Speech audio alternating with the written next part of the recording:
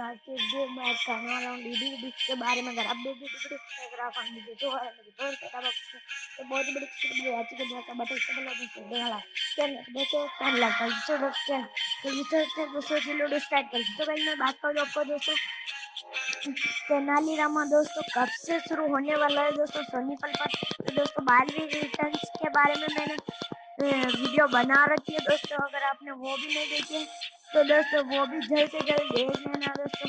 तो दोस्तों मैं बात करूँ आपको बालवीर रिटर्न्स दोस्तों आपको कब से शुरू होने वाला है दोस्तों। सॉरी दोस्तों तेनालीरामा कब से शुरू होने वाला है दोस्तों। तो दोस्तों तेनालीरामा दोस्तों अभी तक कमिंग जून पर चल रहा है दोस्तों। तो उसकी डेट और टाइमिंग अभी तक फिक्स नहीं हुई है दोस्तों। अगर जैसे डेट और टाइमिंग फिक्स होती है तो मैं नेट के चैनल से वीडियो बनाकर प्रोवाइड करवा दूंगा। तो दोस्तों प्रसार भारती की तरफ से डेट और टाइमिंग कंफर्म नहीं हुई दोस्तों। बालवीर की डेट और टाइमिंग कंफर्म हो गई है, मैंने वीडियो बना दी है तो देख लीजिएगा।